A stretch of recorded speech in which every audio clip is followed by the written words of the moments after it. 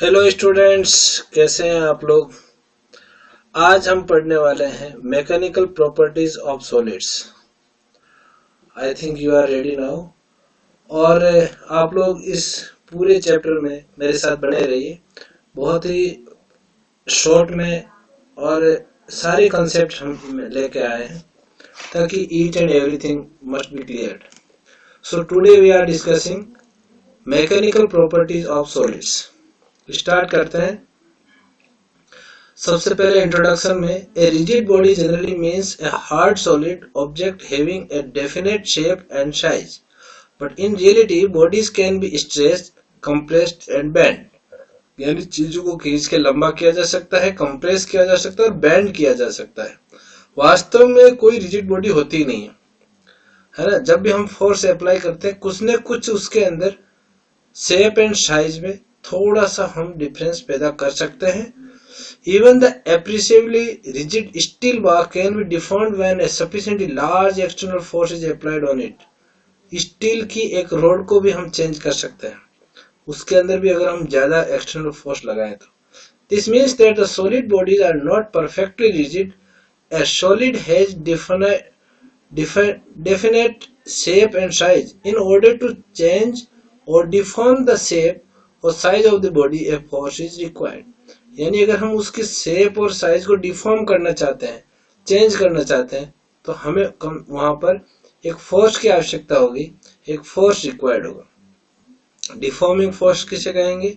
A force which produced a change in configuration. Configuration समझते हैं, shape and size of the object on applying it is called deforming force. जिस force के लगाने से उसकी shape and size में, उसके कॉन्फ़िगरेशन में चेंज आता है, हम उसे डिफॉर्मिंग फोर्स कहेंगे। Elasticity. Elasticity is that property of the object by virtue of which it is regains its original configuration after the removal of the deforming force. कहने का मतलब है कि जैसे ही हमने एक डिफॉर्मिंग फोर्स को हटाया तो वापिस उसकी ओरिजिनल शेप में आने की जो टेंडेंसी है उसे हम इलास्टिसिटी कहेंगे। ध्यान रहे, ये अपन जैसे रबर है, रबर को अगर हम खींच रहे हैं तो वो इलास्टिसिटी की प्रॉपर्टी वहां शो नहीं हो रही है, वहां डिफॉर्मिंग प्रॉपर्टी शो हो रही है। डिफॉर्मिंग हम फोर्स लगा रहे हैं, उसकी शेप में चेंज कर रहे हैं, लेकिन उसको रिलीज करने के बाद जो वापिस उसकी ओरिजिनल शेप में आने की टेंडेंसी है, जो प्रॉपर्टी है, उसे हम क्या कहेंगे? Elasticity. For example, if you stretch a rubber band and release it, it snaps back to its original length, है ना, वो वापिस अपने ओरिजिनल लेंथ में आ जाता है। Now perfectly elastic body, those bodies which regain its original configuration immediately and completely after the removal of the deforming force are called perfectly elastic bodies. The nearest approach to a perfectly elastic body is quartz fiber. और सबसे शानदार इसका जो example है perfectly elastic body का, वो है quartz fibre. यानी अगर हम उसको रिमूव करेंगे डिफॉर्मिंग फोर्स को, तो वो अपनी ओरिजिनल शेप कंप्लीटली, यानी वैसी की वैसी ही और इमीडिएटली, तुरंत उसको रीगेन कर लेता है। इसीलिए उसको हम कहेंगे परफेक्टली इलास्टिक बॉडी। ठीक है, अब इलास्टिसिटी की बात होगी, हम प्लास्टिसिटी की बात करते हैं। प्लास्टिसिटी की बात जब हम करेंगे तो इसका मतलब क्या हुआ? If a body does not regains it original size and shape completely and immediately after the removal of the deforming force, it is said to be a plastic body and this property is called plasticity. इस property को हम क्या कहेंगे? Plasticity कहेंगे। और उस body को कहेंगे प्लास्टिक बॉडी जब हम रिमूव करने के बाद में भी वो original shape and size gain नहीं कर पाती है। परफेक्टली प्लास्टिक बॉडी, अगेन उसी तरह हम बताएंगे, the body that body which does not regain its original configuration at all on the removal of deforming force are called perfectly plastic bodies. Putty and paraffin wax. Paraffin wax या putty को अगर हम change कर देते हैं उसकी shape, तो वापस वो कभी भी उस शेप में नहीं आ सकती। Are nearly perfectly plastic bodies, है ना। हाँ, कभी भी नहीं आ सकती, पूरी तरह वो अपना शेप एंड साइज चेंज कर लेती है और इसी वजह से उनको हम परफेक्टली प्लास्टिक बॉडीज कहते हैं। तो ये सिंपल डेफिनेशंस है। हम इस चैप्टर में ज़्यादातर टर्म्स है और टर्म्स को अगर हम डिफाइन कर देते हैं, याद कर लेते हैं कि क्या होता है, प्लास्टिक बॉडी क्या होती है, इलास्टिक बॉडी क्या होती है, डिफॉर्मिंग फोर्स क्या होता है, तो मैक्सिमम चीज़ें कवर हो जाएगी यहाँ पर। Okay, now we come to stress.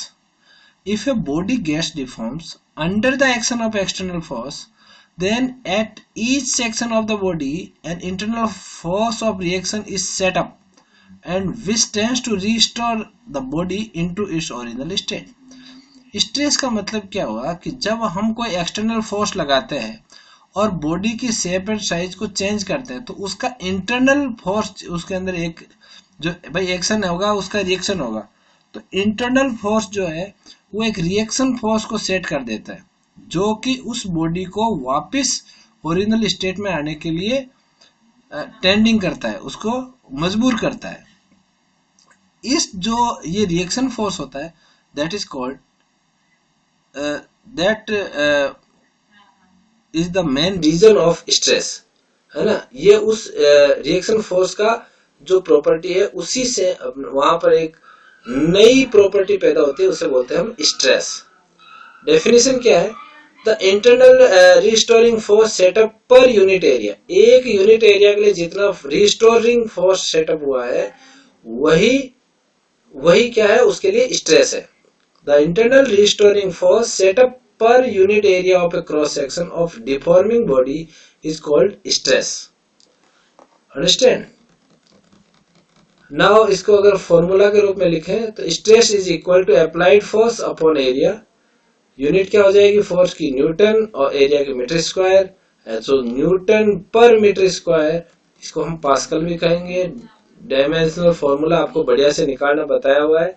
Applied force का यहाँ पर डायमेंशन रख देंगे और मीटर का यहाँ से एल स्क्वायर से इसको डिवाइड कर देंगे, तो we will get the proper mathematical form of stress and proper formula of the stress.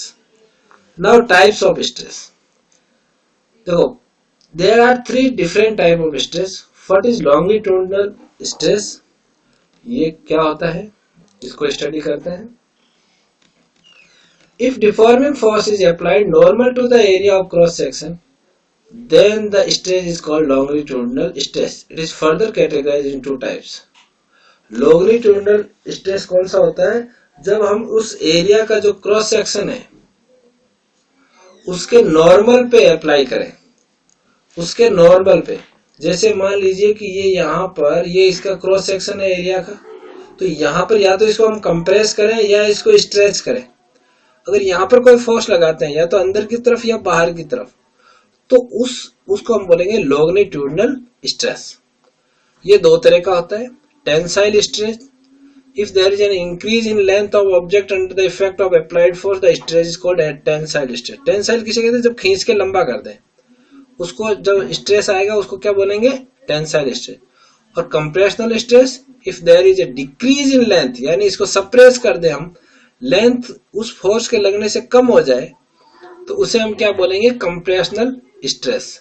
So if there is a decrease in length of the object under the effect of applied force, then stress is called compression stress. Clear? Okay. Now, tangential or shearing stress. देखो ये क्या होता है? If deforming force acts tangentially to the surface of the body, it produces a change in the shape of the body. The tangential force applied per unit area is called tangential stress. ये कब होता है? Surface पर टेंजेंटली, जहां tangent होती है वहां पर हम फोर्स लगाएं। टेंजेंट कहां होती है? जैसे कोई स्फीयर है, उसकी टेंजेंट कहां होती है? उसके क्या परपेंडिकुलर होती है? नहीं, टेंजेंटली, यानी उसको टच करता हुआ सरफेस पे लगाए, है ना, उससे बोलेंगे हम शेयरिंग स्ट्रेस। आगे आएगा तो और आपको एग्जांपल दिखाएंगे। जब जैसे मान लीजिए ये है, तो इसके मैं यहाँ पर जो फोर्स लग रहा है यहाँ नहीं लगाकर यहाँ टेंजेंटली लगाऊं, तो इसमें थोड़ा सा ये टेढ़ा हो जाएगा, है ना, लेंथ में कोई फर्क नहीं पड़ेगा, बट ये थोड़ा सा एंगुलर, यहाँ पर ये एंगल चेंज हो जाएगा, मान लो थीटा एंगल से थोड़ा सा ऊपर से टेढ़ा हो जाता है, ठीक है, तो उसको हम क्या बोलेंगे, टेंजेंशियल या shearing stress. Normal stress, if a body is subject to uniform force from all sides, then the corresponding stress is called hydrostatic stress या नॉर्मल स्ट्रेस। ये क्या होता है बच्चों, जैसे मान लीजिए मैं एक वाटर पॉन्ड है, उसके अंदर हम कूद गए, तो अपने चारों तरफ से फोर्स लगेगा, चारों तरफ से फोर्स लगने से अगर अपनी शेप और साइज में कुछ अंतर आता है, तो वहां पर जो स्ट्रेस लगेगा उसे हम बोलेंगे नॉर्मल स्ट्रेस। जैसे मान लो कोई मैंने एक बॉल डाल दी पानी में, तो चारों तरफ से स्ट्रेस लगेगा। जैसे अपन एटमॉस्फेयर में जाता है तो एयर का जो स्ट्रेस होता है वो नॉर्मल स्ट्रेस होता है, because it is being applied in all the sides, right. हाँ, जैसे टेंजेंट पे हो टेंजेंशियल या सीरिंग, जो उसके क्रॉस सेक्शन के परपेंडिकुलर है उसे हम लॉन्गिट्यूडनल कौन सा बोलेंगे, टेंसाइल या कंप्रेशन स्ट्रेस हो जाएगा वो, ठीक है, ठीक है, टेंसाइल होगा ना वो, हाँ, टेंसाइल और कंप्रेशन स्ट्रेस। सो यहाँ टेंजेंशियल हो गया या नॉर्मल स्ट्रेस हो गया। Now we come to strain, फॉर्मूले भी लिख लेंगे अपन, अभी फॉर्मूले एक साथ लिखेंगे। स्ट्रेन क्या होता है पहले ये समझ लेते हैं, स्ट्रेस क्लियर हो गया है तो स्ट्रेन समझ लेते हैं। When a deforming force acts on a body, the body undergoes a change in its shape and size. If the fractional change is configuration is called strain. यानी जब डिफॉर्मिंग फोर्स वहां पर एक्ट करता है तो जो शेप और size में क्या चेंज हुआ उसे बोलेंगे हम स्ट्रेन। स्ट्रेस जब अपन वापिस अपनी ओरिजिनल शेप में लौट रहे थे तब की बात थी, और यहां जब हम चेंज कर रहे हैं उसकी शेप और साइज में उसे बोलेंगे हम स्ट्रेन। ठीक है, क्लियर हो गया ना, दो बहुत मामूली सा डिफरेंस है दोनों में। अच्छा, नाउ इसका mathematical equation, strain change in dimension upon original dimension. कोई यूनिट में, यूनिट तो कहां से आएगी, जैसे मान लो ऊपर लेंथ में जितना चेंज हुआ अपॉन ओरिजिनल लेंथ, तो लेंथ की यूनिट मीटर है तो मीटर से मीटर कट कैंसिल हो जाएगी। तो इस तरह हम कह सकते हैं कि यहाँ पर डायमेंशन में जो चेंज हुआ है तो डायमेंशन की जो भी यूनिट होगी वो कैंसिल आउट हो जाएगी, so it has no unit, और जब यूनिट नहीं होगी तो स्ट्रेन की डायमेंशंस भी नहीं होगी। So it is a example of dimensionless quantity. According to the change in configuration, the strain is of the three types. तीन टाइप का होता है। लॉन्गिट्यूडनल, जब लेंथ में चेंज होता है, change in length upon original length. Volumetric strain, यानी जब change in volume upon original volume. और सीरिंग स्ट्रेस, सीरिंग का मतलब क्या हुआ था, जब टेंजेंशियल अपन बात कर रहे थे तो tangential force upon area of the force. ठीक है, ये ध्यान रखना है यहाँ पर। यहाँ थोड़ी सी इसकी डेफिनेशन चेंज हुई है, पर यूनिट एरिया जितना फोर्स लग रहा है, टेंजेंशियल अप्लाइड फोर्स जो है, ठीक है, टेंजेंशियल अप्लाइड फोर्स पर यूनिट एरिया, ठीक है। हाँ, तो यहां पर क्या चेंज हुआ उसके कारण, ये यहां पर ठीक नहीं लिखा हुआ है, इसको अपने को यहां से थोड़ा कैंसिल करना पड़ेगा, ये ठीक नहीं है। यहां हमें क्या लिखना चाहिए, सीरिंग स्ट्रेस का मतलब change in shape upon original shape. ठीक है, कितना चेंज आता है उसमें, एंगुलर चेंज कितना आता है, टेंजेंशियल चेंज कितना है अपॉन ओरिजिनल, तो ये आएगा। लेकिन आप इसको ज्यादा गहराई में मत जाइए, अभी आप लोग ये लॉन्गिट्यूडनल और वॉल्यूमेट्रिक है, इसको आपको ऐसे ही समझना है जैसे मैं बता रहा हूं कि कितना चेंज आया, एंगुलर चेंज आएगा अपॉन ओरिजिनल शेप कितनी है, ओरिजिनल शेप नीचे आ जाएगी। ठीक है, मान लो अपन एंगल की बात करते, अगर पहले थीटा एंगल था और यहाँ डी थीटा अगर आया है तो del theta upon theta, that is shearing strain. समझ गए? अच्छा, हुक्स लॉ, हुक्स लॉ क्या कहते हैं, हुक्स लॉ में क्या करेंगे अपन, Robert Hooke found that with in the elastic limit the stress is directly proportional to the strain, thus we have strain is directly proportional to strain, direct proportionally constant लगाएंगे k, so k is the constant of proportionality called elastic modulus। यह elastic modulus जो proportionally constant होता है Hooke's law में, stress जितना भी होगा वो डायरेक्टली प्रोपोर्शनल होगा स्ट्रेन के, और यहाँ पर हम लगाएंगे, यहाँ हम क्या लगाएंगे, तो प्रोपोर्शनली कांस्टेंट लगाते हैं अपन, जब भी प्रोपोर्शनल का साइन हटाते हैं वो होगा इलास्टिक मॉडुलस। ये इलास्टिक मॉडुलस भी कई प्रकार का होता है जिसके बारे में हम आगे पढ़ेंगे। There are some material way that do not obey the Hooke's law like rubber, humus, muscles, ये हुक्स लॉ को फॉलो नहीं करते, तो उसके बारे में हम पढ़ेंगे आगे जब डिटेल में आपको इलास्टिक लिमिट की ये बात करता है। यहाँ पर ये बहुत इंपॉर्टेंट वर्ड है, with in the elastic limit. Elastic limit क्या होती है और इससे आगे किस तरह के स्ट्रेन और स्ट्रेस आता है वो हम आगे जब ग्राफ पढ़ेंगे तब देखेंगे, उसको समझेंगे। ठीक है, ओके। नाउ थोड़ा सा हम आगे भाग गए थे, कुछ चीजें छूट गई है पीछे, ये देख लेते हैं। जब हम स्ट्रेस की बात कर रहे थे, तो स्ट्रेस कंप्लीट, स्ट्रेन की थोड़ा सा छूट गया यहाँ से। It is defined as a ratio of normal stress to the longitudinal stress with in the elastic limit, है ना, वही longitudinal stress upon strain Y, ये क्या है, मॉडुलस है। ठीक है, स्ट्रेस अपॉन स्ट्रेन, ये है यंग्स मॉडुलस। ये कौन सा मॉडुलस है, यंग्स मॉडुलस। यहां से Young's modulus of rigidity, Young's modulus को हम वाई से डिफाइन करेंगे। ये एक्चुअली मॉडुलस है क्या, देखो एक बार फिर से मैं आपको रिकॉल कर देता हूं। यहां पर ये आ गया Hooke's law, stress is directly proportional to strain. हमने यहां पर एक कांस्टेंट लगाया, ये कांस्टेंट कई तरह का होता है जिसमें से एक टाइप ऑफ मॉडुलस है वाई, एक टाइप ऑफ वाई, ये जो है पहला टाइप ऑफ मॉडुलस है। ये के क्या है, यहाँ पर इलास्टिक मॉडुलस है, उसका एक टाइप है वाई। इस वाई को कहते हैं यंग्स मॉडुलस। यंग्स को कैसे डिफाइन करते हैं कि longitudinal stress upon longitudinal strain.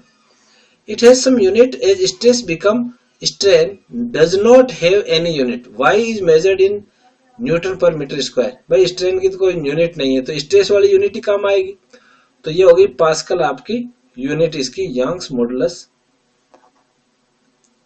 ठीक है, metals generally have large values of Young's modulus compare to other material. In scientific term the higher the Young's modulus of the material the more elastic it is.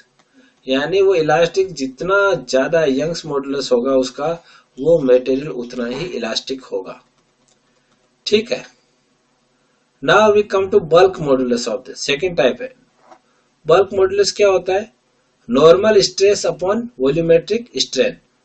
तो stress का आपको पता है formula क्या होता है, फोर्स पर unit area, तो minus F upon A.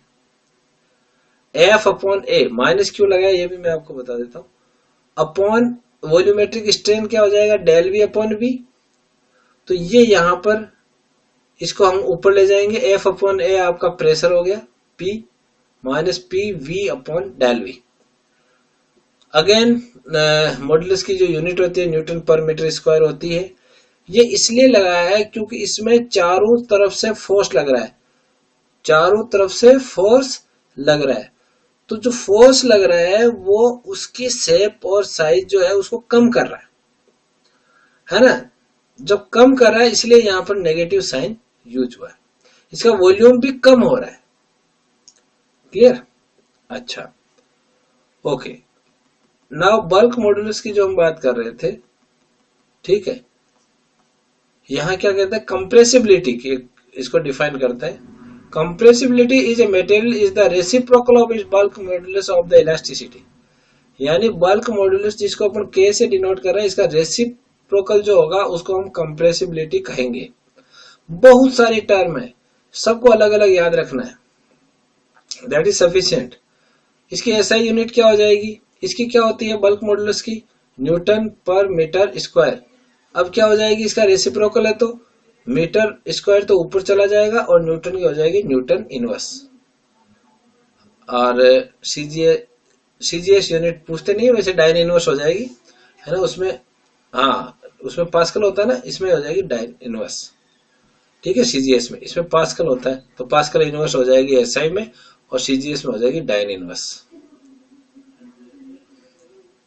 Centimetre square. Okay, modulus of rigidity और शियरिंग मॉडुलस। अब शियरिंग मॉडुलस की बात करते हैं। शियरिंग मॉडुलस को नीटा से डिनोट करते हैं, इसको बोलते हैं नीटा, tangential stress upon shearing strain, F upon A upon shearing stress, इसको गामा से डिनोट किया जा रहा है, एफ अपॉन ए गामा।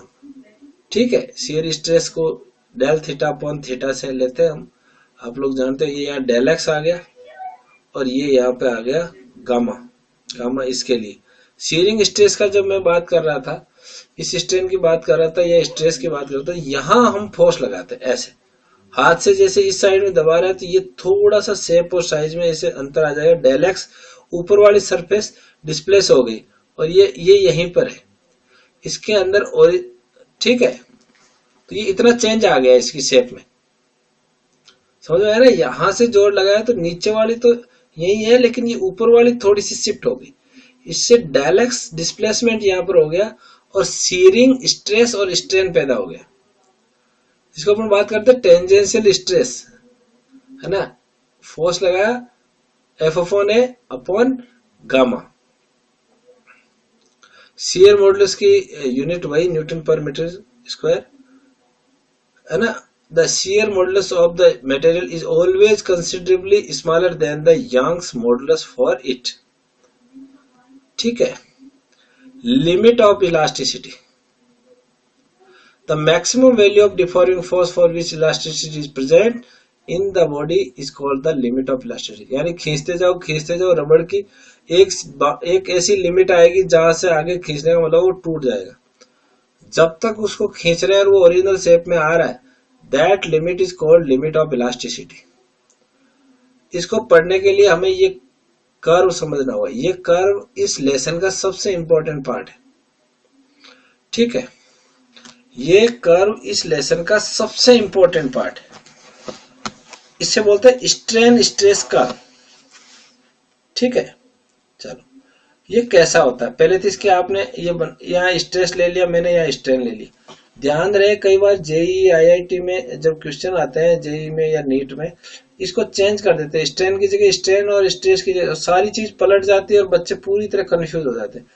और ये काफी इंपॉर्टेंट है, वहां पर इसके यहाँ से क्वेश्चन भी पूछते हैं, तो you should be very aware about each and every concept about it. Okay, तो स्ट्रेन स्ट्रेस कर्व को स्टडी कर लेते हैं। ये पहले तो आपको इसकी ये याद होनी चाहिए, यहाँ पर ए बी सी और डी, कई जगह डी और ई 2 पॉइंट दिए होते हैं यहाँ पर अलग अलग, बट उनका ज्यादा इंपॉर्टेंस नहीं है। आप यहां से शुरू करेंगे। ए पॉइंट जो है वो प्रोपोर्शनल लिमिट है, बी है वो यील्ड पॉइंट या इलास्टिक लिमिट है। ठीक है, सी जो है इसको बोलते हैं परमानेंट सेट, सी क्या है, परमानेंट सेट को बताने के लिए, और डी जो है इसका फ्रैक्चर पॉइंट है। बच्चों मैं आपको बता दूं, चलो इसी के अंदर लिखा हुआ है, एक एक चीज अपन एक्सप्लेन कर देते हैं। The initial part of the graph is straight line indicating the stress is proportional to the strain up to point A, Hooke's law is obeyed, the point A is called the proportional limit, in this region the wire is perfectly elastic. Wire को हमने खींचना शुरू किया, यहां तक की जो limit है यहाँ पर हुक्स लॉ फॉलो होता है, stress is directly proportional to the strain, है ना, हुक्स लॉ फॉलो होता है। यहाँ पर ये इलास्टिक बिहेव दिखाता है, परफेक्टली इलास्टिक। यहां से हम रिमूव करेंगे वापिस आ जाएगा अपने ओरिजिनल शेप में। After the point A stress is not proportional to the strain, A के बाद हुक्स लॉ फॉलो नहीं होता, and a curved portion A B is obtained. However if the load is removed at any point between O and B, the curve is restressed along BAO and the wire attains its original length. The portion OB is the graph is called elastic region and the point B is called elastic limit or yield point. The stress corresponding to B is called yield strength. देखो इसको मैं explain कर देता हूं कि A तक तो आपका सही है, A के बाद अगर हम B तक भी इसको अगर वायर को हमने खींच लिया और यहां पर हम रिमूव करेंगे तो ये वापस ओरिजिनल शेप में आ जाएगा। बट ये जो B है ये लास्ट इसका पॉइंट है, इलास्टिक लिमिट है। इसके बाद में अगर हम फोर्स को रिमूव करते हैं तो वायर अपनी ओरिजिनल शेप में नहीं आएगा। तो ए और बी में फर्क क्या है? ए और बी में फर्क है कि ओ से ए तक हुक्स लॉ फॉलो होता है, बट ए टू बी जो रीजन है इसमें हुक्स लॉ फॉलो नहीं होता है। ठीक है, बट यहां से ये इलास्टिक बिहेव ही दिखाता है, यहां पर भी ये इलास्टिक बिहेव ही दिखाता है और ये वापस अपनी ओरिजिनल शेप हासिल करने की क्षमता रखता है। Okay, beyond the point B the stress strain increases more rapidly than stress. B के बाद में स्ट्रेन ज्यादा तेजी से बढ़ता है बजाय स्ट्रेस के। ठीक है, if the load is removed at any point C, the wire does not come back to its original length, but traces dashes line even on the reducing of the stress to the ऊपर आ जाइए 0, a residual strain equal to OE is left in the wire. The material is said to have acquired a permanent shape. The fact that the strain stress curve is not retraced on the reversing the strain is called elastic hysteresis. इसको बोलते हैं elastic hysteresis. B से सी के बीच में यहाँ पर एक point ऐसा है ये सी, जहां पर ये परमानेंट सेट यानी वहीं छोड़ दोगे तो वहीं रह जाएगा वायर, वापिस ओरिजिनल शेप में वो नहीं आएगा वापिस, लेकिन उसके अंदर कुछ स्ट्रेन अंदर की साइड में उसको बचा हुआ रह जाएगा, वो ओरिजिनल शेप में नहीं आएगा, बट उसको क्या है कि कुछ अपना शेप वापस रीगेन करने की कोशिश भी करेगा और वहां पर वो एकदम से परमानेंट होकर रह जाएगा, वो वायर अपने ओरिजिनल शेप में नहीं आएगा। समझ में आया? वायर कोशिश करेगा आने की, कुछ उसमें चेंज आएगा, बट वो ओरिजिनल शेप में पूरी तरह नहीं आएगा। Now next, if the load is increased beyond the point C. अब सी के बाद में हमने फिर से लोड बढ़ा दिया है ना, फिर से लोड का मतलब फोर्स बढ़ा दिया, यानी हम फिर से उसको और स्ट्रेच कर रहे हैं, तो क्या होगा? There is a large increase in the strain और the length of the wire. In this region the constrictions called necks and waists develop at few points along the length of the wire and the wire breaks ultimately at the point D called the fracture point. वो उसमें अंदर जगह जगह ऐसे next and weights आ जाएंगे, जगह जगह उसके अंदर वो टूटने जैसी स्थिति हो जाएगी और बढ़ता जाएगा वो, और एक पॉइंट डी ऐसा आएगा जहां पर उसका वो अलग अलग हो जाएगा, टूट जाएगा। ठीक है ना, और इस पॉइंट को बोलते हैं fracture point. In the region between B and D, the length of wire goes on increasing even without any addition of the nut. है ना, अगर हम B और D के बीच में कई मटेरियल ऐसे होते हैं जिनमें लोड नहीं बढ़ाएंगे और जो ऑलरेडी लोड है उससे भी वो अपने आप बढ़ता जाता है, उसकी लेंथ इंक्रीज हो जाती है। This region is called plastic region. इसको बोलते क्या है? Plastic region. Material is said to undergo plastic flow और plastic deformation. The stress corresponding to the breaking point is called ultimate strength or tensile strength of the material। जितना stress जो इसके corresponding में है, ब्रेकिंग पॉइंट के cross जो है, उसको बोलते हैं tensile strength of the material. इसके corresponding में जितना स्ट्रेस आएगा, ठीक है, इसके corresponding में जितना स्ट्रेस यहाँ पर आएगा उसको बोलेंगे tensile strength of the material. Okay, I think it is clear, और ये बहुत ही इंपॉर्टेंट है। इसके बाद इलास्टिक बिहेवियर जो है ये आपके सिलेबस में नहीं है। ब्रिटल और डक्टाइल मटेरियल की मैं बात कर लेता हूँ, है ना, इससे आगे हम नहीं पढ़ेंगे क्योंकि ये आपके सिलेबस में नहीं है। चलो, डक्टाइल मटेरियल क्या होता है? The material in which have large plastic range of extension is called ductile material. जिनका बी से डी तक, पॉइंट बी से डी तक, एक बार मैं आपको वापस बता देता हूं, बी से जिन मटेरियल का बी से डी तक लंबा यहां पर प्लास्टिक रेंज होती है उसको बोलते हैं डक्टाइल। इनको क्या बोलते हैं? डक्टाइल। और जिनका ये कम होता है उनको बोलते हैं ब्रिटल, उनको बोलते हैं ब्रिटल, जिनकी स्मॉल रेंज होती है। तो यही दोनों में अंतर है। डक्टाइल मटेरियल कौन कौन से है? कॉपर, सिल्वर, आयरन, एल्यूमिनियम, जो स्प्रिंग वगैरह बनाने के लिए अपन जनरली काम में लेते हैं। और जो ब्रिटल होते हैं जैसे आयरन हुआ, ग्लास हुआ, सेरेमिक्स हुई, ये जल्दी टूट जाते हैं, है ना, इनका प्लास्टिक रेंज बहुत ही कम होती है। ठीक है बच्चों, एक होता है आपका इलास्टोमस। इलास्टोमस क्या होता है? The material for which strain produce is much larger than the stress applied. Stress कम अप्लाई हुआ और स्ट्रेन जो है वो बहुत ज्यादा है। With in the limit of elasticity are called elastomers. उनको क्या बोलते हैं? इलास्टोमस। जैसे रबड़, है ना, स्ट्रेस तो थोड़ा सा लगा है और स्ट्रेन बहुत ज्यादा डेवलप हो गया। ठीक है। The elastic tissue of aorta, the large vessel carrying blood from heart, ठीक है, एटसेट्रा। इन सब का क्या होता है? ये इलास्टोमर्स होते हैं। इलास्टोमर्स है और नो प्लास्टिक रेंज, इनकी प्लास्टिक रेंज होती ही नहीं है। बी से डी तक यहाँ पर ग्राफ इनके लिए होता ही नहीं। Okay, I think that's all for from this topic. ये पोजिशंस रेशियो वगैरह आपके सिलेबस में नहीं है, तो हमने जितना आज पढ़ा है इसको आप बढ़िया से रिवाइज करेंगे। जहां जहां आप पीछे रहे हैं वहां पर इस वीडियो को रोक कर आपसे मेरी रिक्वेस्ट है कि वहां पर नोट्स बनाइए इसके, और नोट्स बना के अपने आप को परफेक्टली एकदम बढ़िया से कॉन्फिडेंट हो जाइए इसमें, इस चैप्टर में। Okay, thank you, bye, see you.